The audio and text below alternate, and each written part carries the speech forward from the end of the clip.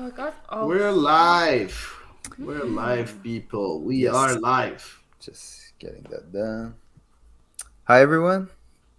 hello. Hello. I'm so tired. Sorry. You're Um, always tired, man. I am always tired. It's true. I think it's just a part of my personality. it's a baseline. So, Yeah. guys, we'll be sharing the pod on all our platforms. It won't be too long, and then we'll be right with. Oh, I have a fruit fly on my microphone. That's gross. Uh, Not sure what to do about that. I want to squish it, but then I'm gonna whack my microphone.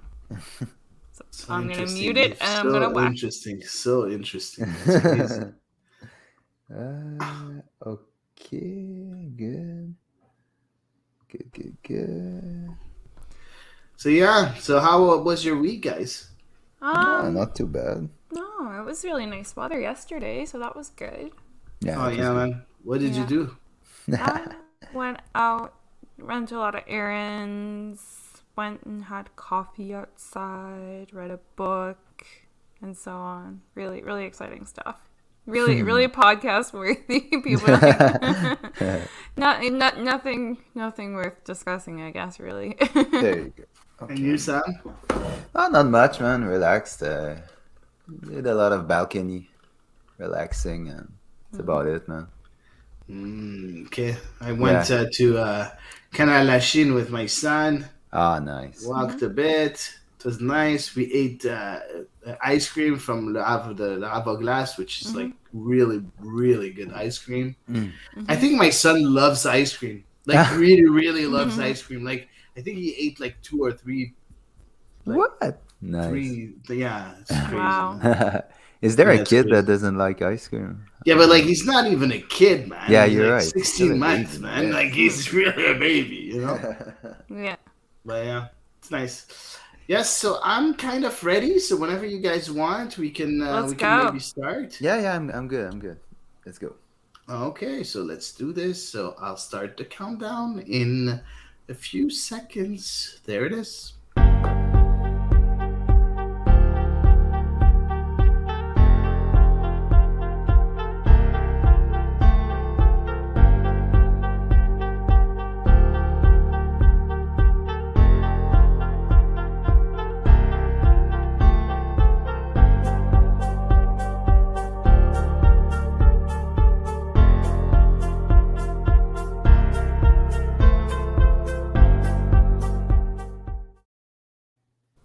Hello, my friends. My name is Samuel Savy, and this week on the show, Olivier Renard signs an indefinite extension and sees his responsibilities expanded. The men national team are back at work and breeze past Curaçao and Vancouver, and Kadisha Buchanan signs for Chelsea. That and a lot more in episode 86 of The Ball is Wrong.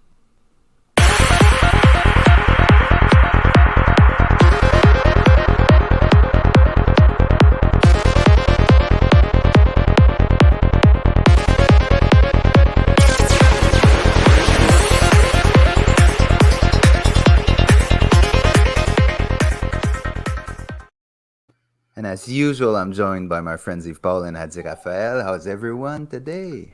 Hanging in there. Hanging in there, but you know what? I kind of miss our CF Montreal's games. Yeah, I love watching Canadian national team for sure. But it's a Nations League. Like who gives a So so yeah, kind of miss the MLS and especially the games of CF Montreal this year is exciting as of today. Yeah. Yves. Yeah, the Sunday scary kicking in, I guess. But yeah, always a quiet, week when it's international break and you're kind of like just passing time until the next match. Yeah, I think the global feeling is a bit that like a lot of players said that Nation League played almost across the world is glorified friendlies, and we kind of had the feeling, but there was a lot to talk about Canada's performance against Curaçao and Vancouver. We have that a bit later in the show, but we wanted to start with the big news in Montreal world this week is that Olivier Renard signed an extension and saw his responsibilities expanded with the club. It wasn't a secret anymore, but finally on Thursday, the club confirmed that Renard was here to stay. Interesting pieces came out of the statement of the club. Renard's contract is indefinite, and he will now serve as vice president of the club as well as chief sporting officer. In the same statement, Olivier Renard was quoted saying, "This new employment contract gives me professional stability I was looking for my family and myself. We love Montreal and we feel good here. I fully support the organization's mission and project regarding its role within the community, in particular the promotion of Quebec's soccer culture and the development of local talent from the youth to professional level." Are you happy, guys, with Yeah. that news finally coming in? Yeah, it's another nice kind of box checked off. I think for the early days of the Gabriel Gervais mandate. So nice to see it get done quickly and without any real drama, which was always a welcome experience in Montreal. Yeah. I'm kind of worried in a way. I like it because now everything's going well. The club is going well. The results are there. We're third in the East and everything, but I feel that we're committing ourselves to a relationship that at one point can go bad. And in the world of soccer, things go very quickly from good to bad. Yeah. And getting this kind of guarantee, giving this kind of guarantee to a sporting director is not something that's usual, and kind of limits your scope a bit. And it kind of worries me. I'm not saying that I'm mad about it. I'm just like on the fence. I understand why you say that, Hady, because it's kind of a testament of what we've seen in Montreal since the arrival in MLS, where we never really had a clear direction at all. So it's as if now finally we have one coming from Olivier Renard's perspective and way of thinking a football club, and now we're super committed and we're like giving him the keys to the house. I kind of like it, but it's very, very unusual for me. Yeah, you're absolutely right. But you know what? You're going from, we're giving 1-year contracts to an indefinite contract. Like there's no you can't go in the middle, a 3-year contract like everybody, like anywhere. No, it's Montreal. They always gotta do something in a weird way. Like either a year or like 20 million years. I'm like, okay, there's something in the middle, So I don't know. It kind of feels weird, but at least we have stability, we have continuity, and I think that's the basis of a club's success. So that's really good. Hopefully, that all the pieces together are going to work together, in time, because we all know that relationships sometimes can change. So we know Gabriel Gervais is on a permanent deal. We know that Vasily Karantzidis is on a permanent deal also. So there's a lot of permanent deals there. So hopefully we're not gonna have any problems between those two, those people altogether, because there are more than two. Yeah, and Patrick has a good point here. We'll just put it up on the screen. Patrick White says, and it for an indefinite amount of time, so as long as he wants or we want him to stay, he does. He can still be fired. And that's exactly what I was thinking, Yeah. Yes, it is an indefinite contract, but I was just wondering exactly that point, if So he's most fired. jobs are really.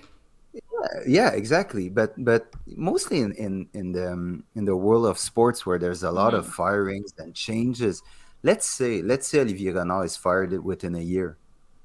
What's up? See, usually when you have a 3-year contract, you're fired. The club has to pay you your two following years, unless you're employed by another club. Now you're excused of your contract. Yeah, now but Olivier Renard says that there are clauses in the contract. Yeah, exactly. And he said there are clauses for the club's sake and for my sake too. So something I'm pretty sure there is some sort of compensation that is given in case he's fired. Yeah. And same thing, I'm pretty sure that in case he wants to sign with another club, the other club will have to pay some sort of fee to CF Montreal. So there's nothing that's he has to watch his back, right? So Yeah. it's pretty normal that he said something like, there are Yeah. clauses in the contract. Yeah, it's just a matter of they're not going to be renegotiate like assuming Yeah. they want to continue this relationship for a very long time to come, like Sir Alex Ferguson style.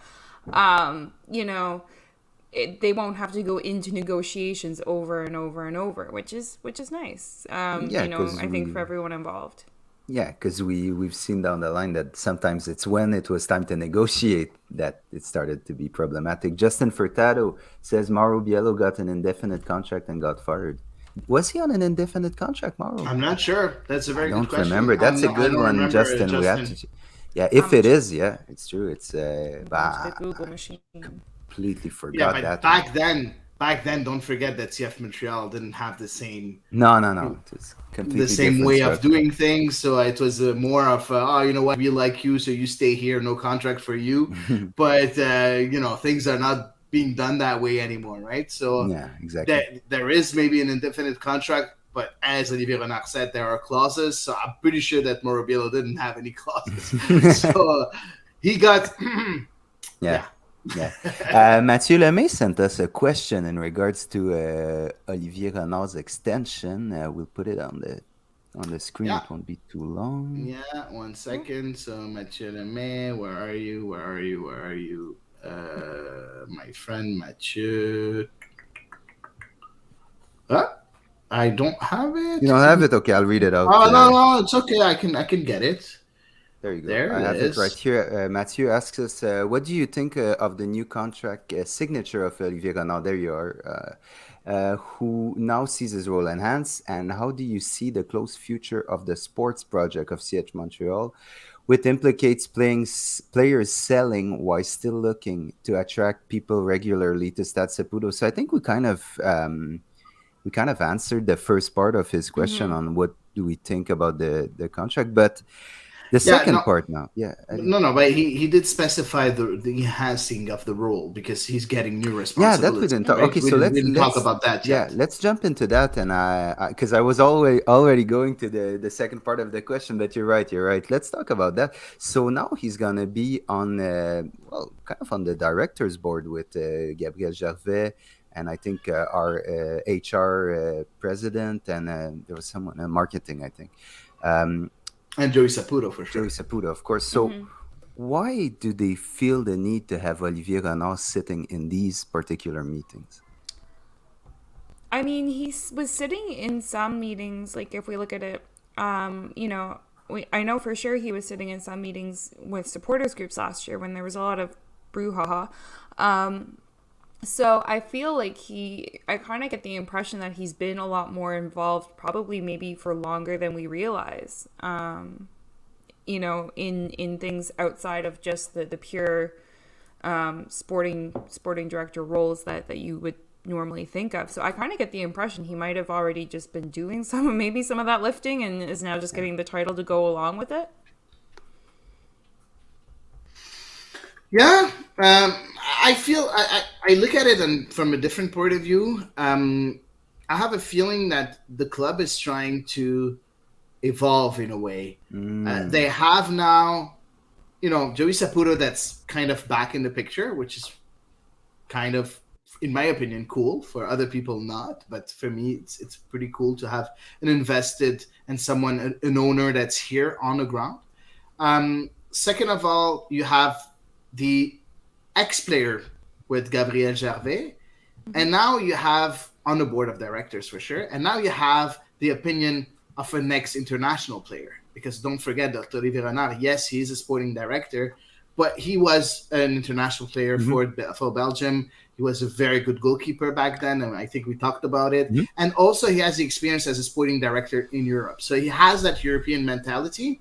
So having all those different kinds, all those profiles on a board of directors, you're going to be able to look at stuff from different point of views. When Olivier Renard wasn't there, you didn't have that European mentality that was looked at when strategic decisions were taken, and now you do. A decision like what happened with the 132. Having someone like Olivier Renard on the board, I'm pretty sure it wouldn't and he talked about it. He said Yeah. it's something that I didn't like, So he didn't say it like directly, but like he kind of said it, right? So those kind of decisions will not happen with someone that has a European mentality on the board of directors, and that's something I think that's pretty good. Now it's nice also that what Olivier Renard said is that he is still someone that does that's um, main mindset will be focused on the sporting side of things. Yes, he will give his opinion on marketing and other kind of stuff, but it's still an opinion. He's not an expert in it. He'll give his opinion, but the sporting side of things, it's gonna be his baby. So it's nice that you have someone that knows his place a bit. Yeah, absolutely, absolutely, and I have the exact same feeling as you. I just think that it was happening, like you said, Eve, because, like you said, Hady, they needed that kind of European mentality and that experience that Olivier Renard has. So it kind of goes with both of you, what you guys said. You know what? We'll keep Mathieu's the second part of Mathieu's question for later, because there's a question that came in from Simple Guy that goes with Mathieu's question. So I'll just move on quickly by saying that the club invited media members on Friday at Centre Nutrilait as Olivier Renard was scheduled to address his contract extension. Not much was said more than what was written in the club statement on the contract situation, but some questions were asked on the possible departures and arrivals. So Simple Guy had a question There on he that is. subject. Yeah. So now we're talking about contracts here. Simple Guy asks us, if Camara wants to stay, do you sign him for next year? Obviously, at 38, it would have to be some sort of discount, maybe 150K. He seems to bring some nice juju even off the field. Thoughts? So I'm sending you this question right now because Olivier Renard was talking about arrivals, departures, contracts, and now that he's sitting like for a few years from now, I guess now he's gonna really have the time to get into what he wants to do for the future. So, do you think, guys, that Kai Kamara is a part of the club's future here, or is here for a very short period of time? I the question being keeping him next year. Yeah, exactly. That's what Okay. Simple Guy asked us. Yeah. Okay, no, sorry. It was kind of made it sound like it was like a long future. I was like, okay, no. I would. Yeah. 1 year, it can be a low salary for sure and have lots of bonuses in it, maybe. Which I believe, there are lots of bonuses, if I'm not mistaken, in Yeah, this, there are. what Camera has this year. So yeah, for me, I'm all for it. He seems to be gelling well with the team and everything like that. And he certainly obviously has goals and assists in his boots and energy left to give. Especially, he's retired internationally now, so won't be managing that workload. So yeah, for me, it's kind of a no-brainer. Hady. Yeah, I think that even if he plays a lot less than what he's playing this year, I think he's very important in the locker room. He's very important, like the joy that he brings in the locker room, the way he talks with the media, and I think I said it in the last few pods. I think the aura that he brings to that, the charisma that he brings to that squad, and in the press conferences and everything is really something that's a lot more important than what we think. So. Yeah, I think he's a good guy for the locker room, even if at 38 he's not going to be as important maybe on the pitch. But yeah, I will sign him. I will not sign him for 3 years. I will sign him for maybe another year, but not more than that. I will go, year by year to see, what kind of physical condition he is, year in, year out. Exactly my thoughts, guys. Exactly my thoughts. So we can put Mathieu at the end of his question. Mathieu was asking us, so how do you see the close future of the sports project, which implicate players selling while still looking to attract people regularly at Stade Saputo? So I guess Mathieu's direction to his question was, how do you balance filling the stadium with players leaving and coming all the time, and players that not a group of players that you can really attach to because they're always going to be coming and going. How does that Uh, work, guys? I mean, it sounds a little bit, based on what we heard in the press conference, it does sound a little bit like maybe it's not going to be this kind of conveyor belt system that perhaps it almost seemed like it was being described as previously. You kind of got the impression that it was a little bit of a perhaps going to be a little bit more of a slow and steady approach in selling players. So there will still be a few years to get attached to several players. So that, like, given the way that they kind of addressed it in the conference on Friday, and I think there was another interview in the media on the radio somewhere that was similar veins. I kind of got the impression like we're not going to be churning players out after 6 months or one season. So I think fans will have the opportunity to get attached. In my opinion, fans get attached to results. They get attached to winning trophies. They get attached to emotions that they have within during games. That's what they get attached to. They get attracted by a player. That's when they decide to come to the stadium, right? But afterwards, when they are in the stadium, if they get emotions, the emotions stay even if the player goes. That's interesting, Eddie.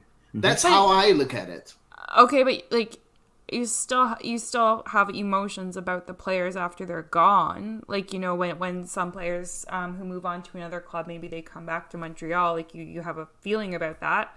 Or about seeing the player. I mean, we can point to several examples if you want me to. So I know, I think there is a lot to, I think there is also attachment to individual players. Not every single individual player, certainly, but there are some players who are, icons within the organization to whom you can't help but become attached.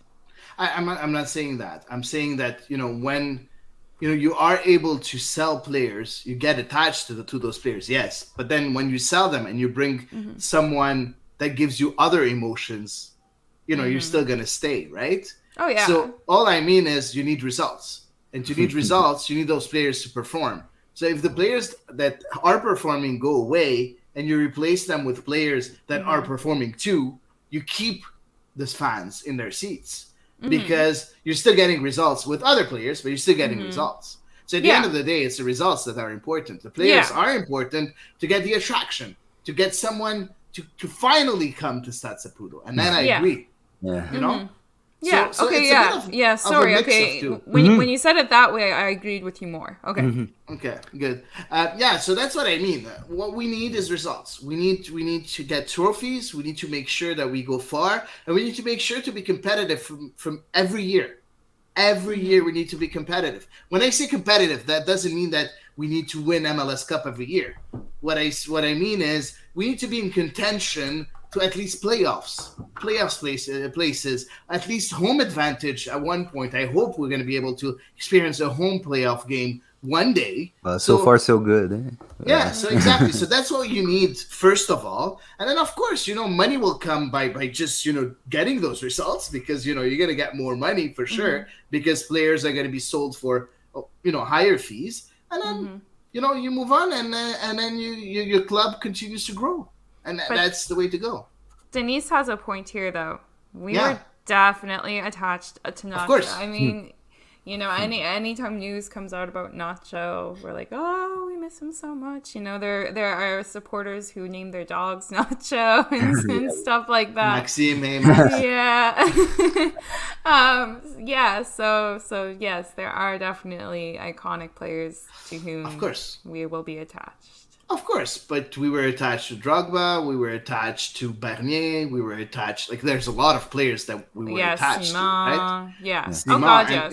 And they went, and other players came, and we got attached to them, right? Yeah, and I think that proves the point of Olivier Renard saying that the most important player is the one that's going to replace the player leaving, that you are attached to, and you're seeing leaving because he needs to be up to par to help the club continue what you're doing. So that was really interesting when he said that. But you can't help but think, if you're going to be a fan of Montreal for, let's say, 5, 10, 15, 20 years, players come and go, and at some point it's about the club. So I think, yes, you need some stability, but stability, you can have it otherwise. You can see that Montreal have committed seem to have committed to Wilfred Nancy for a while now, hopefully. So people will get attached to the style of play, to how we go into games, and it's just at some point, if we do have that mentality of being a selling club, you have to look for stability somewhere else than on the pitch, because you won't have that. You'll have players coming and going. And if, just to let you know, Patrick is 100% there you go. with me, That's fair. Yeah. So just to let you know, people do support me sometimes.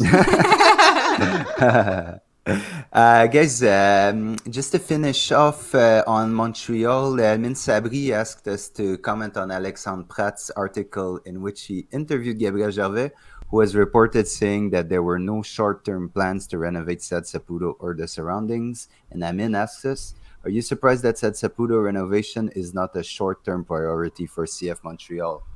No. No? I'm no, not surprised. It's so complicated. Like they gotta get the Rio involved. They gotta get Montreal, the city of Montreal involved. Like there's so many different people that have to have their say in any renovations. It's kind of ridiculous. Yeah, but either way, being a priority means that that's the top priority, that you're going to start those talks right away. And right now it's on a back burner because there are other stuff that are more important for Gabriel Gervais and his team. And I completely agree. With them. I think we have a problem between the fans and the club, and I think that's the first priority. Stadium plans, they can come after. The first priority is restore the faith between club and the supporters. I think that's the first priority. In order to do that, you need to be present. You need to be on the ground. If you did talk at one point, Joey Saputo and Gabriel Gervais going to the tailgate, I think that's a very good first step. Stuff like that are going to be very important. Getting more ex-players come and maybe at the beginning of the game, before the game, in the pre-game, to come on the field and giving them medals or whatever it is, or at halftime celebrating the history of the club. These are right now the top priority. Stadium, we can tackle that in maybe a year or two. Gotta make sure people will be coming to the stadium. Yeah, well, that's it. Before exactly. you renovate it. Once we're gonna be close to filling it regularly, I think now you can kind of attack the stadium, because when I see people talking about, well, we have to put more seats in the stadium. Why? We can barely fill the 20,000. So there's 19,000. Well, I know there's other things that you can do. You can winter, make it playable in winter. Yeah. You can ameliorate. You can make better all the surroundings from Metrovio to the like stadium. the walking up. It's a disaster. Yeah, it's not safe. Yeah. So there is things to do, but I think Gabriel Gervais has so much on his table right now that I think it's gonna wait for a bit. So yeah, not surprised, Amin, to answer your question. Yeah. But hey, he's working pretty efficiently. Yeah. So we'll see. Yeah. Maybe it'll come up sooner than we realize. Yeah, maybe. That could be a cool surprise. Guys, we're going to move on to the men's national team, unless you have something to add on Montreal. No, I think we're moving in the right direction. So that's pretty... It's rare to say that. It's right? almost like a disconcerting feeling. Uncharted territories for us. Yeah, exactly, because it's not only on the pitch, but also in the office, right? So everything is moving in the right direction, and you're like, am I supporting the right? Are we still talking about the same club that we've been talking about? Don't jinx it, man. Yeah, exactly. I'm not gonna jinx it. I'm not saying anything anymore. So off to the men national team. Well, of course, we have to talk about the pay compensation problem. It's still unresolved, though we got news this week that the players group was seeking legal representation to help resolve the pay problem. For those unaware of the extent of the problem, we covered it a lot in last week's episode. It was number 85. So you can go check that out to have all the lowdown on that. So it's in that climate that the team returned to work, and their first official task was a home Nations League game in Vancouver against Curacao. John Herdman went 4-4-2 with Borjan and his pants in net. From right to left in defense, Johnston, Vittoria, Miller, and Adekugbe. In midfield, we had Buchanan, Estachio, Hutchinson, and Davies. And up front, we had Kyle Aaron and Jonathan David.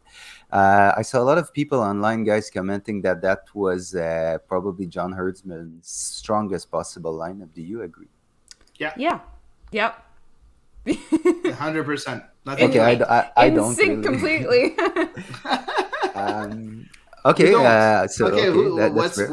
who was missing from the No, strongest lineup? okay, I'll explain the way I saw it. Is I think we have some depth, so much depth in that squad that depending on what you need, you can see a better lineup. So let's say you want to play much more through the wings.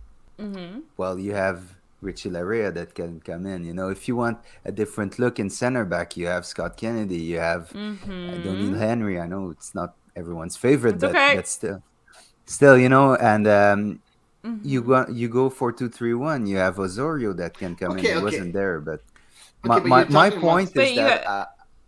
It's not set in stone, that lineup. You can't say that 4-4-2 is 100% the best and nothing else. No. I think the 11 players out there were the 11 best players that Canada has currently available. I'm going to add one last thing on what Yves said. I agree 100% what Yves said. Well, we're living something now. You guys are agreeing like 100%. I would add it's the best possible 11 in a 4-4-2. Okay. Yeah, okay. So, like, if you have a 4-4-2, what are the players that you will choose if you're facing Brazil? Yes. Okay. Okay. This is the 4-4-2. I don't see anybody else, being better than what we had in that starting 11. Fair enough. Yeah. Okay. That we get it. So maybe I didn't explain it like perfectly, but my point was that, if you see a change of formation, some players might be not in the right seat of these 11 players. So I want to see you, Sam. I'm pretty sure you would have done a Mourinho if with Inter playing Samuel Eto'o as a left back. Oh my God. A few years ago. So yeah, I remember that. Well, Samuel Eto'o said he did it for one person and one person only. It was Mourinho. So. Exactly. So yeah, of course, you can do a lot of things to adapt to the opponent. That's for sure. But looking at only Canada and what they're able to bring, I think it was the strongest squad. So. Guys, talking about players, chosen for that game, do you think that the cancel game really handicaps some players trying to get minutes? I'm talking maybe about Ike Ugbo. I'm talking about Raheem Edwards, about Brim. How like problematic that cancel games were for them? Yeah, it's definitely really disappointing for them. I mean, it's good. I'm sure they're happy to be, involved in camp and be part of that atmosphere for sure.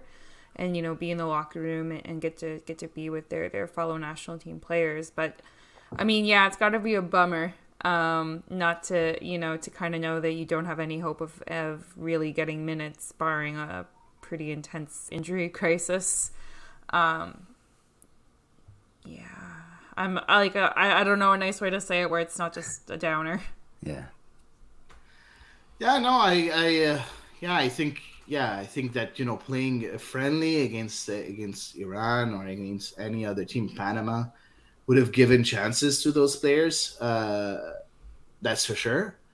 But we've seen, and we're going to talk about it a bit later. The game against Curacao. John Herdman did give a few minutes to, Ugbo, and Cavallini. So there is a way in case you dominate your opponent for those players to get minutes. And I hope that we're going to be able to dominate Honduras and maybe see other players, get their chance on the pitch. Because I was kind of thinking that probably what would have happened if we had played that friendly game. Let's say we keep Iran in mind. So if we're playing against Iran, I think we would have gone with a very strong squad against them. Probably a rotated squad against Curacao and a strong squad against against Honduras. So it's really this particular game, Curacao, that was probably targeted for these players, and they didn't have the chance to get it because John Herdman had to go all business with 2 games only. He needed to give minutes to his big guns. Yeah, but don't forget that you need to get a win against Curacao, right? Because of FIFA points. Because of FIFA points. Because you're not gonna get a lot of points in a friendly. Yeah. You're getting more in a Nations League game. True. So even if it's against Curacao, so Curacao was an important game. I'm pretty sure it would have been a rotated squad in all 3 games, to be honest. So. Cool. So the first half was a straight domination by Canada, and by halftime, we're already leading 2-0, courtesy of a penalty by Alfonso Davies in the 27th minute, and a headed goal by Steven Vittoria in the 42nd minute. Guys, what, if anything, surprised you in the way Canada approached the first half? Oh, honestly, that it was as easy as it was for them. Curacao they looked like the team that had not trained very much. I don't want to insult them in any way, but honestly, Alfonso Davies really just had free license on that left-hand side of the field. And then, he kind of moved over to the right a couple of times. And Tajon Buchanan as well enjoyed some good spells. And it really almost felt like a training session. I was really surprised by how one-sided that first half was, really surprised. Yeah, and I'm gonna be a bit harsh on Curacao, but I was expecting a lot more. It's very weird, guys. You watch the English Premier League and you watch, of course, the FA Cup, and when you have a Premier League club playing against a League One club, so 3rd division, the reason why the League One club is able to survive is when they get very, very physical. Intense. And that's what I was expecting from Curacao. But Eustáquio and Hutchinson weren't pressed at all, weren't pushed at all. I was expecting them to be smashed. Yeah. And no. Curacao was they were very tentative, very hesitant. That's very weird. So I think maybe they weren't, in the right mindset. They weren't really pushed enough by their coach. I'm not really sure, but for me, it was a very, very, very weak Curacao side. And I was expecting a lot more because don't forget that Curacao was a very good team in Gold Cup 2019. And then I think 2021 too. Yeah, and they were coming off a win against Honduras too. Exactly. But, Kamal Miller and Steven Vittoria, I think, didn't even break a sweat during the game. It was a walk in the park for them. Vittoria had to run and celebrate his goal. Yeah. But I think that Vittoria had a great game. Yeah.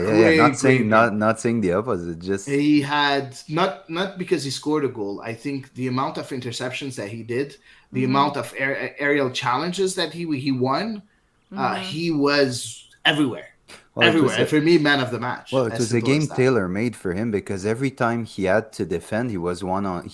There was one player only to defend, and that's where he's strong.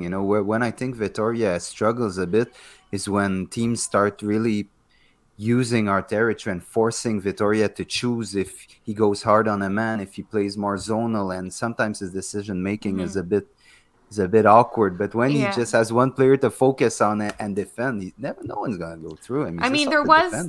There was the kind of, I think early in the second half, just before John Herdman made some substitutions. Curacao did at least come out of the dressing room in the second half looking a little bit more lively. Yeah, absolutely. And they did give Canada a decent scare.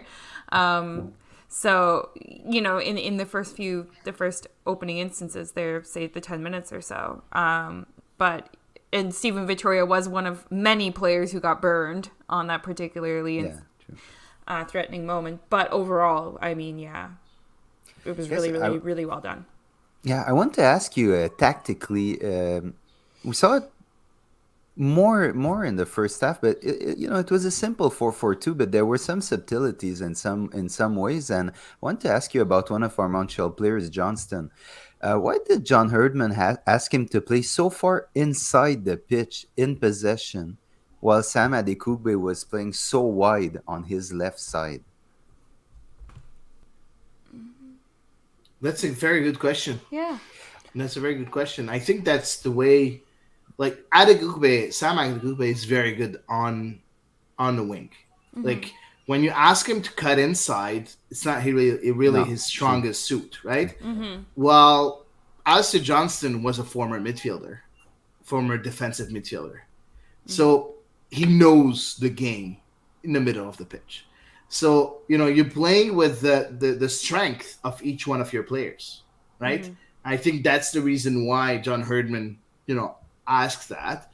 And if you look at the way Alistair Johnston's play with Montreal too, he plays Yeah, he plays that similar approximately way. the same Yeah. role. So I think it's very intelligent from John Herdman to use, the strengths Yeah. of your players.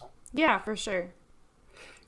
I had the feeling that they were expecting maybe a very compact Curacao team to play very tight, maybe a higher line with a very tight group, a narrow, tight block. That didn't really happen. So I think that it was just to give an option if they had to combine quickly through short passes, which never was really the case because Curacao defensively were stretched, were a bit all over the place. I think that was the idea. I had the impression that John Herdman was expecting a more feisty, defensive-minded Curacao team that never really happened. So that's maybe why Johnston was playing that position. But we're just speculating. Hady, you have a good point too. Yeah. It's about. Not sure. Okay, guys, I want to ask you about two pairs that we saw during the game. So two duos, and I'm interested more on how well did you think they interacted and complemented themselves during the game. So I want you to hear you first on Steven Vittoria and Kamal Miller playing together. Eve. Overall, I think it's pretty good. Because to me, it does have shades of kind of the Miller Camacho partnership. At CF Montreal, where Vittoria is going to stay at home, Kamal Miller can roam a bit more if he wants to, and they seem to have a good communication. So overall, there weren't a lot of instances really to judge them. Just the way the way the game flowed defensively, but overall, I think I felt like they were kind of on the same wavelength. Aside from that one particular moment of some seemed like collective 11-player meltdown. There weren't any like noticeably discordant gaps in between them as far as spacing and whatnot. So I think they were on a pretty good wavelength. Hady? Yeah, that's the famous moment at the 56th, 57th minute. Yes, And I was yeah. like, what the hell is going on? Right? It was like Emilian Borjan was like chasing the ball. Yeah. Even Borjan didn't have his head like the right way, So yeah, it was crazy. But Johnston, lost the ball, but at least he's the one that really was in front of the shot when at least, last ditch tackle. At least he got that back, but I agree with Eve. I don't think that Vittoria and Miller had much to do in order to really highlight their compatibility or to really be criticized on the way they're performed. So I don't think it's the game to really judge them and judge the duo, in my opinion. But again, for me, Steven Vittoria had an amazing game. I think Kamal Miller didn't have much to do during the whole game. I think he was able to maybe sit during the whole game if he wanted to on the pitch. He didn't have. I didn't see him on any action do anything. Not because he's not good. He didn't have anything to do. Have to do it, yeah. And the second duo I want to ask, guys, is It's Kyle Larin and Jonathan David. What did you think of their performance together as a duo? I'll start with you, Hady, this time. Listen, it's very interesting. When we talked about Curacao and the fact that they were disappointing, not putting a lot of physical challenge on Hutchinson and Eustachio. I have a feeling that Curaçao's plan was to be very, very attentive to those two strikers, Kyle Larin and Jonathan David. They didn't have an inch to breathe. Like they were really marked and weren't able to do anything. Okay, and players of this caliber, I expect them to be able to unmark themselves and show a lot more than what they've showed. We've seen Kyle Larin get the header at the beginning of the game, even the first, before I think 46 seconds in the game. And then we didn't see much from Kyle Larin.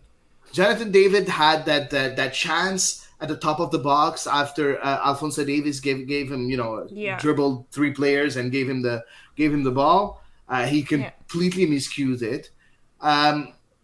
Those two players, yes, at least Jonathan David, what's really nice about him in this game, he was able to free space for his teammates.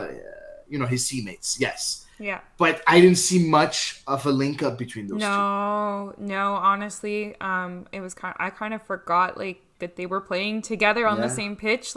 And to be honest, there were spells where I didn't really notice Kyle Larin at all. Period. I thought this was a really disappointing match, particularly for Kyle Larin, because I felt like I could see, Jonathan David was trying to get himself free.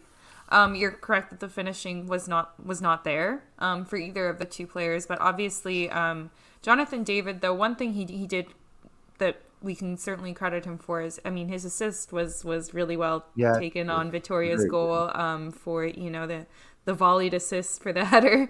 Don't know how super intentional that was, but it was still really well done.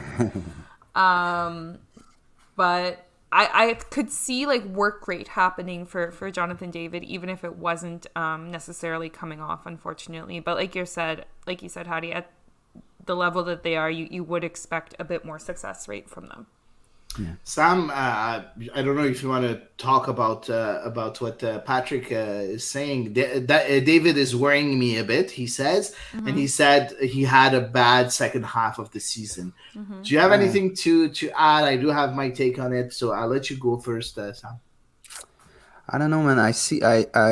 I mostly see David playing with the national team because I don't really follow the French league.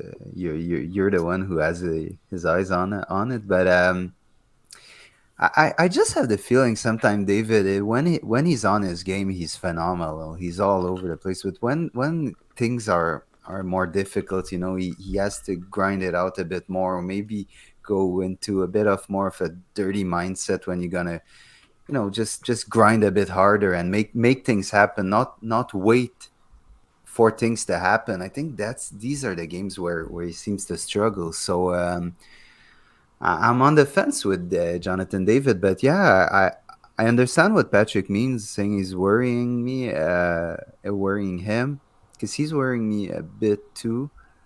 I don't know. I just feel that when games are tough for him, he doesn't really make things happen. He kind of just fades out of games. But when everything he does is working, you see him, But when it's just not working, it's not. But he's a striker, man. But strikers are so streaky, Well, that's the thing, yeah, and You resumed what I meant with a word, but that's exactly it, yeah. Yeah, exactly. But not only that, he's also a striker. He's a finisher, right? So, if your team is not playing well, he's not going to play well because he's someone that you have to give him chances. It's not like he's been missing chances. He's not getting chances, right? Yeah. Lille in general did not have a good second season. Disgusting. Period. Yeah, disgusting it was brutal. So, I don't think you can put it all on the back of Jonathan David. And it would be really interesting. I saw that there's a rumor that they're going to get Fonseca as their new coach, which I think would be a good move if Jonathan David sticks around there. There could be hope for him. He's not. He's not going to stay. I'd be very, very surprised if he stays at Lille. Well, anyone who watched him take that shot from the top of the box might have closed their checkbook. Now, the other thing I wanted to say about Jonathan David is he played a lot. Yeah. Don't forget that this guy is only 22 years old. He's the one that was trying to carry Lille all year long. He's only 22-year-old. He's young. He doesn't have a lot of experience even on don't forget he played Champions League this year. So a lot of high intensity games with the national team and with his clubs. I think he needs rest. That's my opinion. That's why he's faded a bit. I'm not really worried because I think he's learning. I watched maybe about 15 games of David last year. The reason why David was so successful is that you had players like Burak Yilmaz, you had players like Gazici, you have players of exactly. You had some players that were really playing very well. This year, all those players just faded away. So he's the only one that was really able to do something, on Lille's squad. Guys, we're talking about Jonathan David. He played 48 games with Lille this year. Yeah, it's a lot. 19 goals. I don't think that's bad. It's not too bad. No, it's not Even if, yes, the second part of the season was a lot harder because at the beginning, at the first part of the season, he was the number one. He was the best scorer of the league. But afterwards was a bit hard. But still, if you look at the season altogether, 19 goals in 48 games. I like that. It's decent, certainly, absolutely, for a 22-year-old player, and the whole team goes to crap around him. And that's just not a nice way to sum up Lille's season, but nonetheless. Guys, in the 66th minute, Sam Piet entered the contest to replace Atiba Hutchinson. Marc-Anthony Kaye was on the bench, but John Herdman went for Piet. A very simple question. Why? I mean, why not? Marc-Anthony Kaye, you would expect a little bit more, I think, of a forward-going mentality, whereas Sam Piet is just going to shut up shop. And I'm sure John Herdman really wanted to be certain of a clean sheet, 100% sure. And, Sam Piet will just nullify anything coming at them. Not that it seemed Curacao was going to muster anything late, but you never know. Yeah, go ahead. I'm asking because there's that, and we talked about it when Alex Gangue came on 2 weeks ago, and there's that constant talk in Montreal that Piet might miss the World Cup cut, which I don't think he will at all. I think he's going to go to Qatar. But, that's why I asked the question, why Piet and not Kaye, who seems to be going to Qatar without any questions? For two reasons. First of all, I think Atiba had to be rested, but why Piet? To answer the question, is because I have a feeling that he wanted to give more offensive responsibilities to Eustáquio, and he wanted him to score a goal. Unfortunately, it didn't happen. But I think Eustáquio needs to score a goal at one point because he's someone that likes to score. So giving maybe more defensive responsibilities to Piet and asking more offensively from Eustáquio, I think that was one of the things that he wanted to do. And don't forget that right away we switched formation. Kyle Larin went off at the same time, and Richie Larea came in. And Larea was playing a bit more on the wing, and right away, they created the goal of Alphonso Davies, right? So I think it's a whole system, a whole tactical system that, by entering Piet and entering Richie Larea, it made sense. And I completely agree. I think that John Herdman had an amazing game, by the way. A Did really, very well. really good game. I think he made the right changes at the right time, and we'll Yeah. talk about it a bit later too, for sure. Well, we had a question from Alain. The controversy of the day, obviously, the attendance. So Alain asks us, can Canada soccer fans please stop talking about attendance figures for the rest of summer? National team MLS, just stop and enjoy the show. Um, I don't remember. I think it was 17,000 that went. Roughly, yeah. Yeah, Yeah, you're 17,000. correct. I'm listening to Alain, and I'm not gonna talk about that. Look, I But it's mean, it's it's just all every time well, it's attendances. yeah, yeah, and I mean, unfortunately, even the media is getting in on it now as well. So, like, my God, it's a big fixation, and I mean, it was a very turbulent week and a Hmm. very, I mean, there were fans who purchased tickets 3 times. Yeah. That's a lot to ask of your fan base. Not to mention it's on a Thursday night, of course, still during the school year. So I don't know, like I don't know. For me, it's like a little bit insulting to the people who did show up. Yeah, exactly. I think it's a Nations Cup, Nations League, whatever game, and a weeknight. No, just that's no. There's nothing to say there. So yeah, I think we should. It's an overrated Argument. conversation and argument, and Yeah, we like I shouldn't. mean, if attendance were suddenly plummeting and going down like dramatically, Yeah, it's a talking point for sure. But I don't think one Thursday night game after multiple cancellations in previous days is something to rip your handkerchiefs over. no. Guys, before we move on to Honduras game, Hadi, you wanted to talk Yeah. about John Herdman's performance. Oh yeah, yeah. I think yes. A lot of people are gonna tell me, yeah, but it's Curacao. He didn't do much. Who You know cares? what? I don't agree.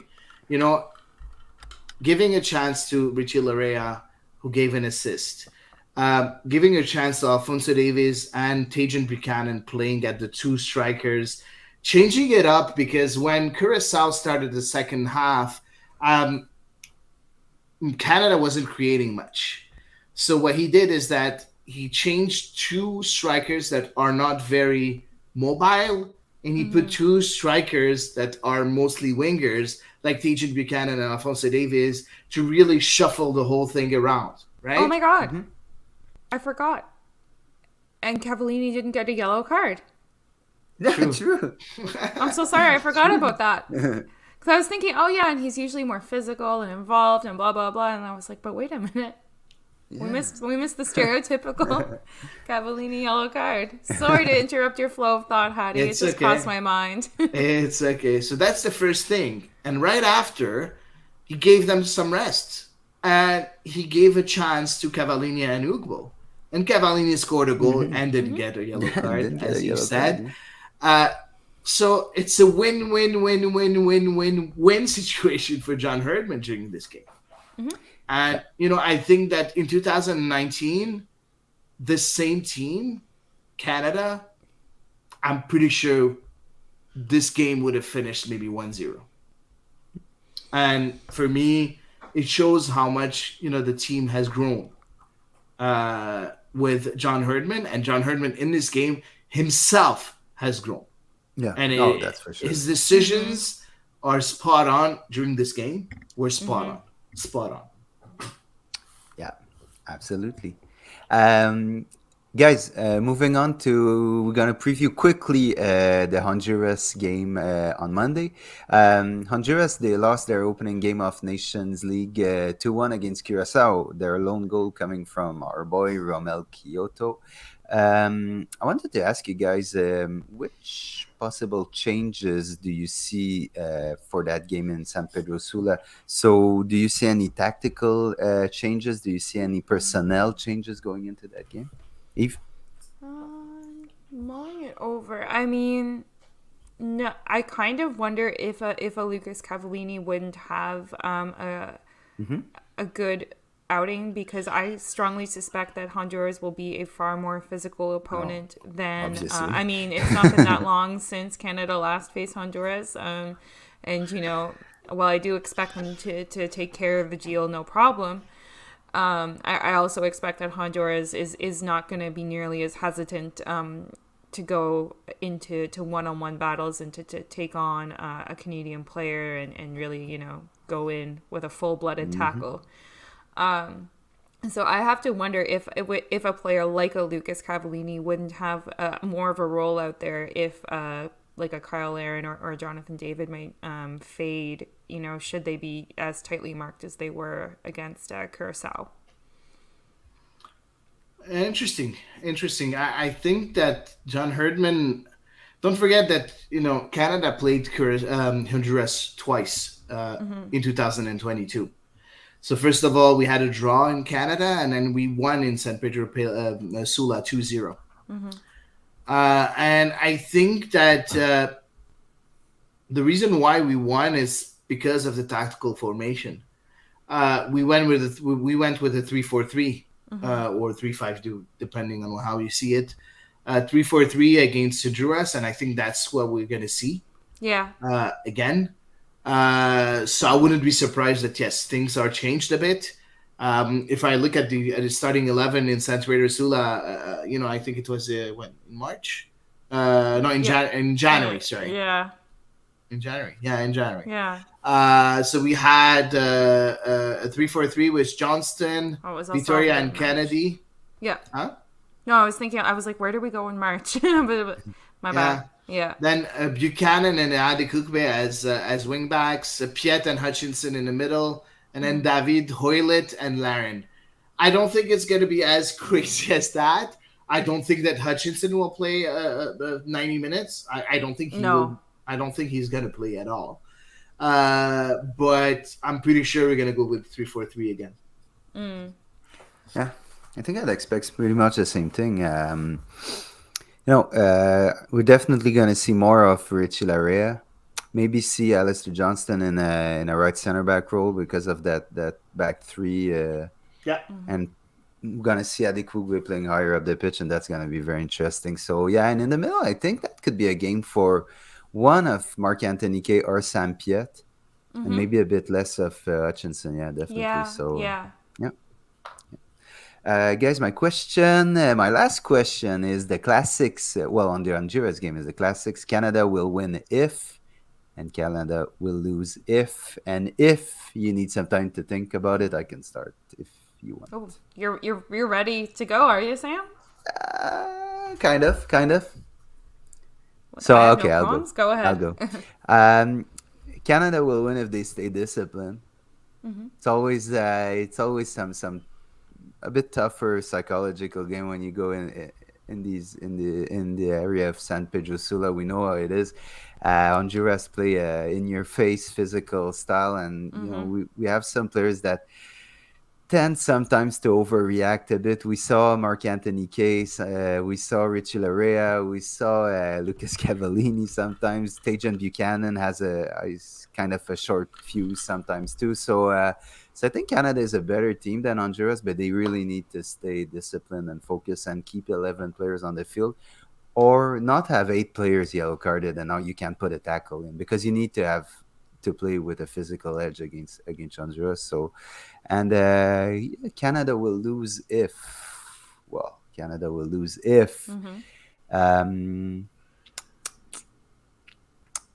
I didn't really portrait Canada losing, honestly. I guess the answer would be if they are indisciplined. So yeah, that's as simple as that. Yeah, as simple as that. I'm gonna start with Canada loses. Canada loses if they get too much involved with the crowd. I think the crowd is going to be very hectic, and if Canada is not, is not calm and stable ahead of the game, are not in the right mindset, it can be very bad for Canada. So I think the crowd is going to play a major role, and Canada will win if they just keep calm and just do exactly what they know what to do. Like they need to control the game, to dominate possession, and just play calmly and wait for their chances because chances are going to be here.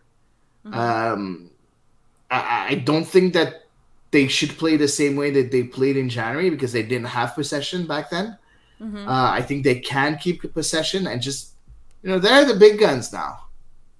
They are the big guns, and they need to accept that and play like the big team accordingly. that Yeah. they Mm-hmm. that that they are, right? Eve. Yeah. Canada will win if they're able to shake off. I think probably Honduras will want to set the tone pretty quickly with physicality, with maybe trying to play some of those mind games and stuff. And I think Canada will win if they're able to manage those initial moments, and not allow Honduras, the Honduran players, to really get carried away and to goad them into anything, like kind of like you said, keep their cool. But also if they're able to withstand some of that additional physicality and that they're not intimidated by that. And then I think they will have no problem once they create some chances of quality to put a few of them away. Canada will lose if they have one of those collective meltdowns like we saw, and allow Honduras to score first. Cool. So we're pretty much all on the same boat of, it's going to be a very mental, psychological performance, cool, collected, calm Canada will be a winning Canada. So can't wait to see. It's tomorrow night in San Pedro Sula. We'll move on to some news from the Canadian women national team. Kadisha Buchanan signs with Chelsea. So on Friday, we learned that Kadisha Buchanan had signed a 3-year deal with Chelsea, becoming by the same occasion the first player, men or women, to wear number 26 since club legend John Terry. Quick recap of her time at Lyon: 5.5 years, 130 appearances, 9 goals, 5 Champions Leagues, 5 French titles, and 3 Coupe de France. We all knew Buchanan was a hot commodity in Europe, but why did the Chelsea move make the most sense at this part of her career, guys? I think Chelsea is looking to become a lot more ambitious in European soccer, or football, if you want. Certainly Chelsea's really dominant within the English sphere, but they haven't had that same success in Europe. And so I think Chelsea really wants to bring it to the next level. So for me, Kadisha Buchanan is a statement signing for the team. And then I think that's a really interesting project for Kadisha to be a part of, is to help a team establish itself as a force in Europe, because the English clubs haven't quite made it there yet to compete with the French and the Spaniards. I'm gonna resume everything that Eve said with money. That was money, and money. Okay. The English teams have a lot of money. Yeah. A lot of money to invest. But they don't have a lot of success in Europe to show for it. Exactly. And now they're putting more money to have more success. And you know what? It's gonna work at one point, like it's working now in the Champions League, right? So, money rules soccer. As simple as that. So, yeah, but I think it's very interesting because the WSL is developing so fast, and it's a really growing league. I think now, if not maybe one of the best in Europe, not yet the best. I think League One, like Division One in France, is still better, but not by far. Not by far. So yeah, we'll see. We'll see how it's gonna work, but I think it's a good move for Kadisha Buchanan. Yeah, so Buchanan will be joining the women national team teammate Jessie Fleming, and she will become the 6th member of the national team currently playing her club football in England's top tier. After Fleming, of course, Shelina Zadorsky for Tottenham, Adriana Leon, West Ham, Dean Rose, Reading, and Riley Foster, Liverpool. Moving on, guys, we had some more news on Friday. This time it's the men under 20 national team. Mauro Biolo dropped his list for the under 20 CONCACAF championship being held in two cities of Tegucigalpa and San Pedro Sula, Honduras. This tournament is crucial for our youngsters as it will determine the four CONCACAF representatives of the under 20 2023 World Cup in Indonesia and the two CONCACAF representatives for the 2024 Summer Olympics, which will be held in France. Canada will face in the group stage in order Cuba, the United States, and St. Kitts and Nevis. Only the last position of their group is excluded of the knockout round. Six CF Montreal players included in Mauro Bielo's list. We have Jean-Aniel Assis, who's loaned to Cavalry. We have Rida Zouir from the first team, Kishan Ferdinand, who played almost every game of the reserve in PLSQ, Maël Henry and Loïc Cloutier, academy players who got minutes in PLSQ, and Jefferson Alphonse, he's on the taxi squad, and he got every single minute of the club in PLSQ this year. One selection that had big implication for one of our first team players is Rida Zouir, who was called up by Morocco back in March, but decided to accept Mauro Bielo's invitation. What's up with Rida Zouir's situation? He seems to be still juggling between Morocco and Canada. What's up with that? It's normal. It's normal. You're gonna, if you're called up by a national team and you're going to go take a look at what they're able to offer. And at one point, nowadays, yes, you have an attachment to your country. That's natural. But, at one point, if you have a choice to make, you're going to make it. And you're going to go to the team that gives you the opportunities. Mm-hmm. And if Morocco is giving him the opportunity, so why not? And now it's Canada, so it's good for him to know whether you on the U20 squads to know exactly what the both federations are able to offer. Yeah, and then he's going to be able to choose. No, I think it's good that he's keeping his options open for sure, because it's a massive decision to make, and it's really rare that you're able to change your mind if you do get a cap with the senior club or with the senior squad. So no, I'd say it's a pretty wise move to explore what you can, particularly if you feel attachment to both sides. Yeah, and when you look at, I won't pretend I know every single player on that list, but one thing I'm pretty confident of is that Rida Zouir becomes a very important part of that squad at the moment that he's going to be selected to play by Mauro Bielo. So, yes, Rida Zouir is in audition, but I have the feeling that Canada is a bit auditioning too and trying to seduce a player like Rida Zouir into his squad. So it's going to be interesting. I'm kind of happy that he accepted the invitation and he's gonna go, because let's say they make a good run and looking at how it's set up, you have your three group games, then you have four playoff games until the final. So he could have a seven game stretch with Canada if we go to the final, and getting a good run. Some emotion, some attachment to your team might bring Rida Zouir. Might be just what's enough for him to tip over and choose Canada. So that's interesting. And once again, CF Montreal is one of the top providers for our national team. Guys, I want to ask you, how much is this a testament to the strength of the work put in by our academy, but also by local clubs in recent years? Because look at the national team, look at the youth national teams, look at the women. Well, there's nothing there are talent coming from Quebec, but not from Montreal, because of course they don't have women in academy. But just all in all, how much is these testaments to how it's working in Quebec?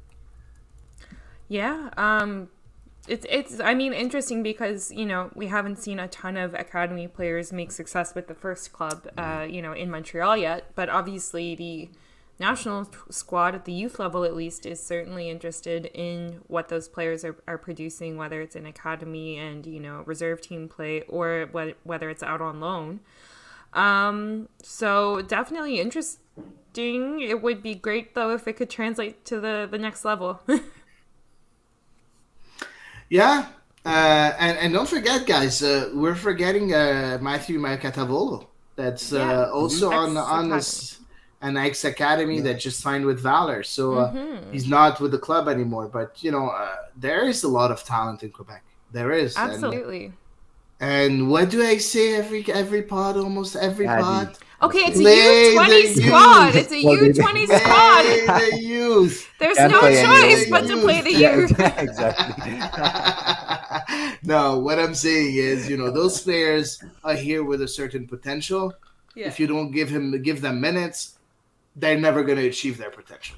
So you need to give them minutes. Yeah, absolutely. Few minutes here and there, and that's what I always say. And I'm not going to repeat myself once again, but it looks good. Montreal has what it takes to develop players. So we need to develop players until the end. Yeah. Yep. And We'll we'll see. definitely be keeping an eye on this tournament, and we'll cover it here at the Ball is Round. And for those who want to see the games, if I'm not mistaken, they will be streamed live on One Soccer's YouTube channel. Yeah. Yeah. So cool. You can catch all of these games starting this week. I'm not sure exactly the date. I think it's on Friday, but I'm not. We'll keep you posted, guys. So there you go for part one. I'll throw it to Eve, who's got social Yay. media duty this week. Alrighty. Take a look. So we're going to kick things off with a question. This is a question that we received last week, but we kind of saved it for this week so that we could get a bigger scope, I guess, to judge by. So it comes from Mathieu. And Mathieu asked us, what can we expect from CF Montreal players with their nation? Well, We had can lots of players eliminate- called up from CF Montreal, but go ahead, yeah. Who I wants think to we start? can eliminate Lassie, who caught COVID with Finland. So there's nothing really to say, and Ahmed Hamdi, who didn't play at all with Egypt. Yeah, but what I expect from them is to solidify their place within the national team. Maybe he didn't play Ahmed Hamdi, but the first call up is very important. Of course. To gel with your teammates, with your teammates, and to create some sort of relationship and contacts within the squad to be able to be called up again. Because a lot of people think that being called up in a national team is only based on your performances, but that's not only it. It's based also on how you're able to gel within a squad, right? In a locker room, how important are you? What are the relationships that you develop, right? So that's, I think, a very good step for Ahmed Hamdi to be in and around the national team. And same thing for Lassie. I'm pretty sure he had to go through the COVID protocol and just Couldn't bond too much, eh? Yeah, maybe FaceTime them. But one player, very interestingly, is Robert Torkelson, who was called up by the under-21s of Iceland, and he played every single minute, if I'm not mistaken, of their 3 games, and the U23 or U21 qualifier. We'll have to check for the Euros. For the Euros, yeah, and he played at center back, which was the position we were sold onto him. He didn't. I think he played 1 game at left center back. It was the Canadian Championship game against Forge. But I'm still very high on Robert Torkelson, and that's a great opportunity he had to play some big minutes in competition. And eventually, I think he will get some time with Montreal. But it's cool that these players like Torkelson are able to get minutes somewhere, and without going down to PLSQ. I think that was never the plan for him. So it's pretty cool seeing that. And for our Canada players, I think we can expect more of the same. We know pretty much what's going on with them. So Same thing for Romel Kyoto with Honduras. He's a starter and a very, very important player. I think he was captain Scored a against nice free Curacao. kick goal with them. Yeah, and he was captain against Curacao Yeah. too. So yeah, more of the same for the more established players. So yeah. Yeah, and it's Max Rokatansky that said that he liked Torkelson in a few minutes he played for us so Me far, too. and Me too. I think we all agree. We like what he's able to offer, and hopefully he'll continue to develop. And it's very nice because Olivier Renard said that Matko Miljevic and Robert Torkelson are projects, are players that he's preparing for the next step, and that's very interesting, very, very interesting, because it seems that they have a place. They're going to play a bigger role in the next couple of years. Well, he is prepared. He said, now look at two players that are probably leaving are Kamal Miller and Georgi Mihailovic. Yep. You have their straight replacements right there. So yeah, it's looking bright. Yes. Thank you for summarizing that up, Sam. Oh, good. You were like Johnny on the spot. All right. ready. Let's take a look. Next up, we have Sean Richardson. So this is in response to some recent transactions or actions, I guess, made by, the New England Revolution. New England Revolution sold 3 players, Turner, Buchanan, and recently Adam Buksa, for a total of about $24 million in transfer fees. And Sean Richardson said, if Renard can do something even close to this, better days are coming. Do you think we'll be able to pull off that kind of money?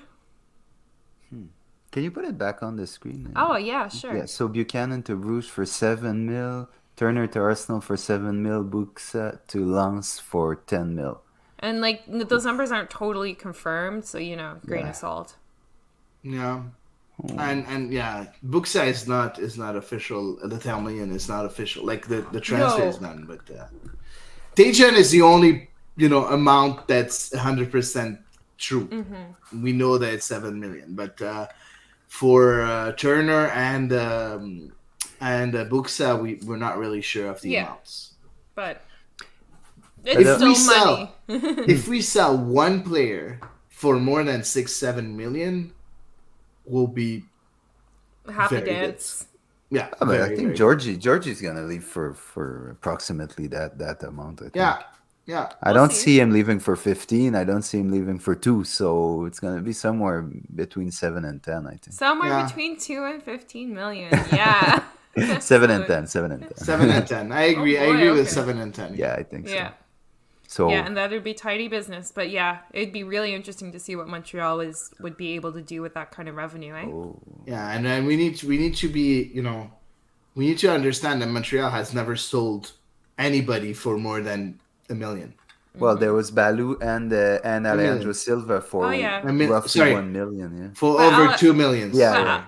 Alejandro Silva as well. I believe when he came, he had a transfer fee. Montreal paid a bit of a transfer fee for him. Yeah, 700,000, 700 to 800,000, and he was sold for 1.2. 1.2. We made maybe $300. So we're gonna make some substantially more money than that when we're gonna sell Georgie and Kamal Miller. I think Kamal will be sold between 3 and 6 million. Yeah, and defenders, don't usually have massive transfer. Exactly. 3 and 6 millions, something between 3 and 6, and Georgie 7 and 10. I think we're almost there, and maybe with the percentage, on the resale. So, what was I gonna say?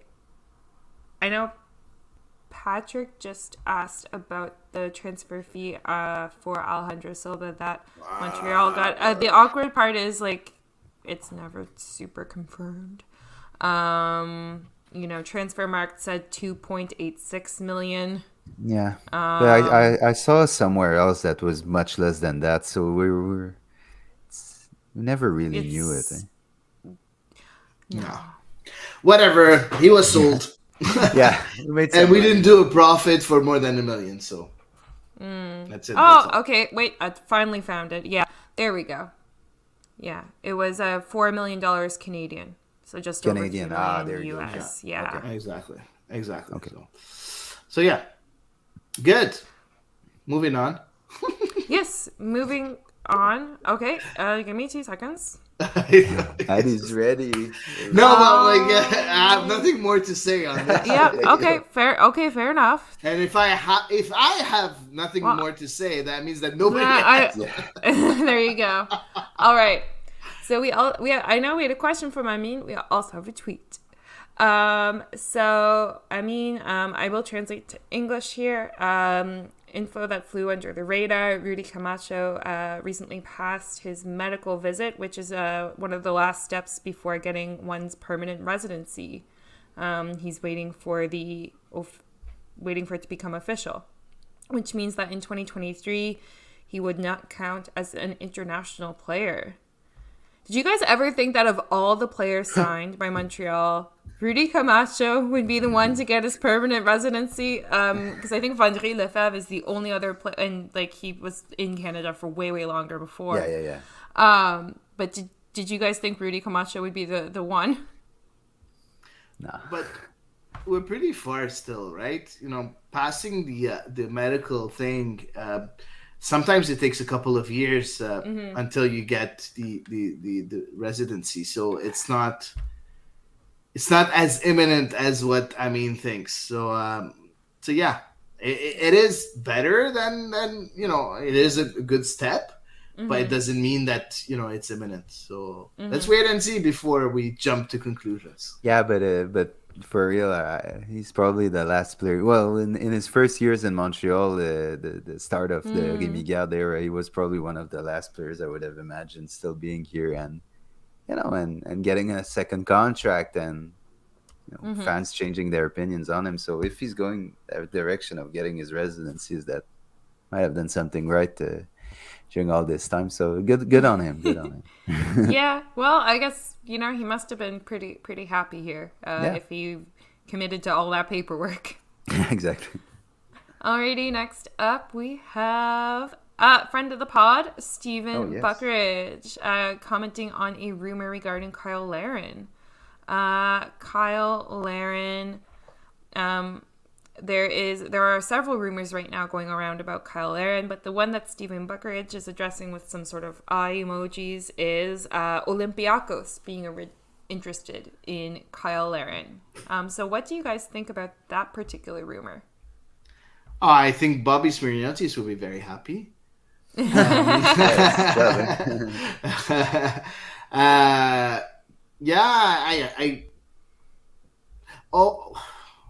I'm gonna be very mean, and I hope not a lot of Greeks are listening to our show right now.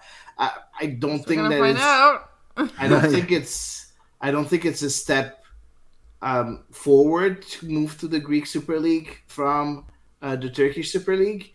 I would like Kyle Larin to go maybe to a stronger championship. He can come to Marseille. We're always happy to receive a player like him. So, yeah, no, I wouldn't be very enthusiastic with him, moving to Olympiacos. Even if Olympiacos is a very big club that usually plays Champions League or Europa League almost every year. So it's either Champions League or Europa League. So that's good. But then the Greek Super League, not very enthusiastic. I'm a bit of the same opinion. I saw links with Larin, people linking him to the Premier League. I think I saw to the French Ligue 1 too. So I would have been interested to see, because I really have the impression that Larin is really into the peak of his career right now, to see where it can translate in a big European club league. But if he goes to Olympiacos, he will play Champions League football, like he's already doing. So can continue following his career there. But I'd like to see him on a regular basis in a big league. I think he can be a very, very good finisher, and I'm sure a team would need a player like him in these leagues. Would you like him to be at Marseille? You didn't answer. If I'd like it, yeah, of course. Thank you. Yeah. I don't really follow French league that much, but Marseille is probably my team because of you, Hady. So I'd love to see him perform. Oh man, he's on the books. Like he's been rumored to sign to Marseille Oh for a while boy. now. So let's Yeah. Oh hope. my Let's hope it god. happens. Let's hope Oh it my happens. Yeah, it'd be god. cool. You'll be buying a New Jersey real quick, wouldn't you? Oh yeah, for sure. But, yeah. Yeah. We'll see. We'll see. Alrighty. And my final tweet of the evening, but one of my favorites is as I chug along in the hype train. Evelyn Vienne in the NWSL, says Alex Gangaruzik. 2 goals, 23 games. Vienne in Europe, 19 goals in 29 games, being 11 in 15 games with Paris FC, 8 goals in 14 games with Kristianstad. And she got a brace over this weekend, just to clarify as well. And Alex says, given how her minutes were limited with Gotham, I'd say the bottom is a truer reflection of her quality. Yeah, How do you feel? and he's completely right. He's Yep. completely right. You know, I had the chance to talk to her former coach because I think she's now the coach of Angel City. I forgot her name. I'm looking for Free Akum.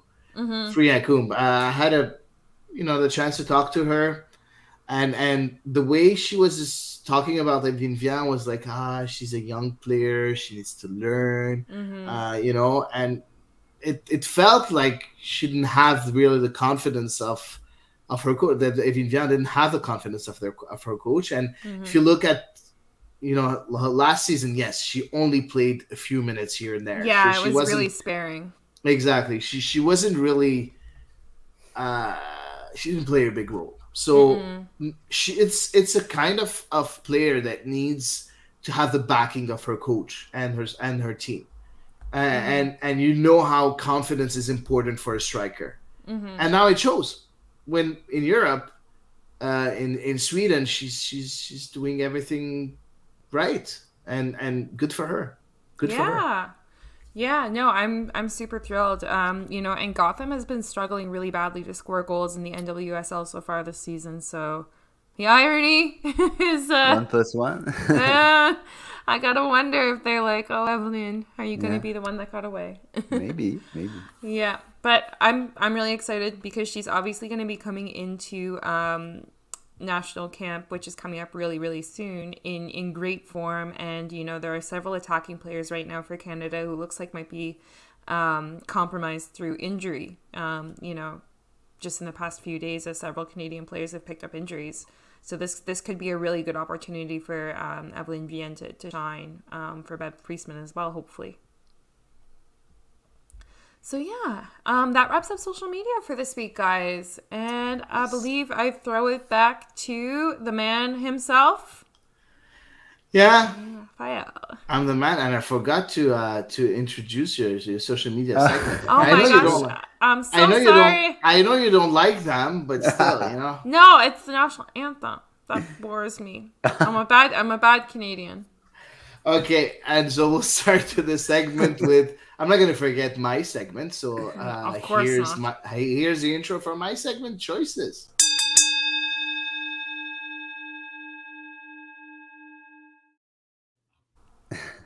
So, guys, I have 3 choices for you, and hopefully, they're going to be a bit harder than the ones that I gave you last week. Okay. Not last week, 2 weeks ago. Let's start with the first one, okay? I don't know which one to choose first. Let's start with the Canadian national team. You start with whichever one you want, my dear. You are John Herdman. Mm-hmm. And you're looking at the U20, CONCACAF championship, and you see Rida Zuhir that's doing very well. He's like almost the captain of the team, playing every minute, being really dominant and everything. And you see that he's been very good on a U20 level. Mm-hmm. And then you finish watching your games, and Canada goes and qualifies to whatever it wants to qualify. It reach the objectives and everything. And a couple of weeks later, you receive a call, and it's Rida Zuhir that wants to talk to you. And he tells you, "Listen, I've been called quite a few times by the Morocco national team. Like They called on want the me." phone? Yeah, Okay. yeah. Okay, they really want me to go and play games with the senior squad right away. Mm-hmm. They really want to cap time me, and I just wanted to know, what was your position? Do you think there's a chance for me to get called up by Canada right away, or like, what are your plans for me? He tells you, listen, you know, in 6 months, if you don't call me, I'm surely gonna choose Morocco. Yeah. So what do you do? Do you call up Rida Zuhir or do you let him go to Morocco? Who wants to start? Go ahead, Sam. Um, you know, right now, as we speak, I don't think in the span of 6 months you really need a Ridazur. I think it's gonna be more a question of just putting him on the pitch for a minute or two to cap tie him and not really use him. So if he gives you that delay of 6 months, I said, look, Morocco really wants me, Mm-hmm. and the way he's talking, his heart is kind of thinking about Morocco too. I tell him, you do you. You Mm-hmm. do what's better for you because right now, with the midfield we have, you know, there's just no. And don't forget, there's Ismail Kone who was called up Mm-hmm. that now is injured. So, Rida Zur is pretty low in the pecking order if he's anywhere in it. So I tell Rida, do go with your heart. If Morocco want you and make you feel wanted and make you feel Mm-hmm. important, just go there and Mm-hmm. have a brilliant career over there because that's how good we are now in Canada. Mm. I mean, I'm rude. I just don't like ultimatums. If you come at me with that, I'm gonna say go. God, excuse you. Like I'm the coach, I call you, not the other way around, my son. So I would say go with Morocco just because he came at me with an ultimatum and I didn't like it. It's not really an ultimatum. He has to make a decision, right? And he has a team knocking on his door. And again, he didn't choose anything yet, Sam, because he's still calling John Herdman saying that, you know Mhm. what, am I in your plans or not? So, if he already chose, he wouldn't have called at all, right? So, Yeah. Well, to be But the fully fact that he's honest, talking about yeah. Morocco, makes me but he's think being that. called, he's being like asked to come. Like, Yeah, I what are tell your him go plans? ahead, my friend, go Okay, and yeah. good, good, good, good. If you wanted to say something, No, I was just gonna say like oh god, what was I gonna say? I was just gonna say like I don't think the next 6 months is just a reasonable time frame because the World Cup is coming. If the World Cup weren't coming, if it were any other year, I think the next 6 months would be like a reasonable time frame. yeah, but the next 6 months is after the World Cup, right? But I mean, well, Roughly. you're not gonna have an international window until January Yeah, again, but right? like in the next 6 months, if you call him and you're like, you know what, now from now on, I'm gonna call you in January. There's the January camp in 6 months, Yeah. right? So, uh, listen, I don't agree with you guys at All right. all. First of all, don't forget the hypothesis that he had a great U20 tournament. Yeah, yeah. He Mm-hmm. was very good, and I look at our midfield, and Hutchinson is going to retire at one point. Hmm. Um, That's what Samuel you Piet, think. Yeah, will he? Samuel Piet, of course, is a good player, but maybe Zuhir can surpass him at one point if he is. Don't forget he's very young. He's 18, and I'm not looking at 6 months. I'm looking at the next 15 years. Zuhir, what kind of potential can he have? If he's been a leader with U20s, can he be a leader with the senior national team? So for me, it's going to be he's going to be a very important player in the future. And I think he's someone that's going to have maybe the same role as Samuel Piet has right now, maybe a bit better because he's going to be a bit better, I think, offensively. So no, I would tell him, listen, give me a couple of months and I'll come back to you. Um, give me a couple of months. I just want to see what you're able to do with your club, and then Mm-hmm. I'll come back to you. So it wouldn't be a no for me. It would be, you know what?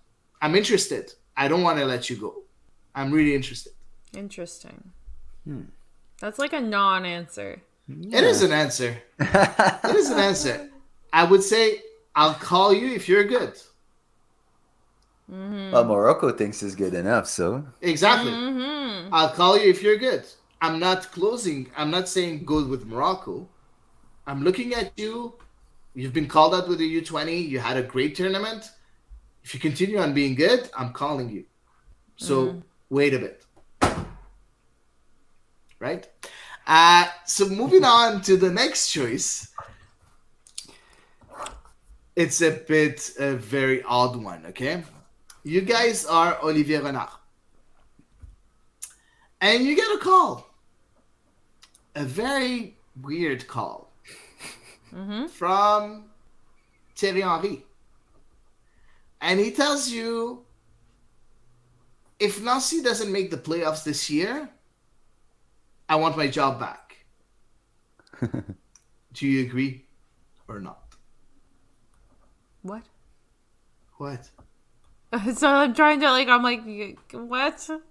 What? Such a weird choice. Why? I don't know. It's Yeah, that's that's the difficulty of choices. no, because I think you because we had that conversation last week that because I think it was a question from Tate who asked us if Wilfried Nancy doesn't make the play. Well, if he makes the playoff, does he get an extension? But that made us talk about, well, if he doesn't make the playoffs, what happens with Wilfried Nancy? So and you can have now he doesn't make the Thierry Henry's playoffs, on the and now you phone. have Thierry Henry. No, I'd tell him no. No, honestly, yeah, I would also feel the same, I think. Yeah. You left us. It's enough. You left us high and dry. Yeah, like You didn't want to play in Miami. Dude. Yeah. Nah. No, I know it was a big part of his learning experience in Montreal, was as well kind of developing that relationship side of the coaching. And I think Nancy seems to naturally have that. He seems to naturally have that ability to relate and communicate with his players. And I think learning to speak to millennials and Generation Z was really scary for Thierry Henry. And so I don't necessarily know if I want to live through him watching him lose his shit on the sidelines again. As the balls aren't being passed in a one-touch pass I remember can that. do in his sleep. Yeah. So I think on that premise alone, no. Yeah, I agree with you guys. I would say no too. I think that Wilfried Nancy has a long time to still at the club. Last choice for you guys. CF Montreal makes the playoffs. And they win the first round away from home. And unfortunately, they lose in the second round, so the semifinals of the conference. And then Wilfried Nancy goes to Gabriel Gervais and knocks on his door. He's like, I think I reached the objective, and I think I deserve a permanent contract like you and Olivier Renard. Would you give it to him? I mean, is Third year. Is the only option permanent or I walk? Yeah. I mean, we gave one to Biello when we fired him because I did look it up and it was actually listed as basically an indeterminate period. Wow, so okay. Who was it that had said it? Sorry. Justin Justin was right. Justin was right. Justin, you were right, man. Yeah, my bad. Here. Yeah, sorry, I forgot to mention that. Justin was right. So, I mean, Wilfried Nancy and Olivier Renard have been kind of in position for very similar mandates, very similar lengths of time. So if you're going to, you kind of set the precedent by giving a permanent contract to Olivier Renard. And I mean, yeah, the objective is to make the playoffs. That was met. They even won a game. So I feel like you got to stick by your word and say, yeah, What would you do?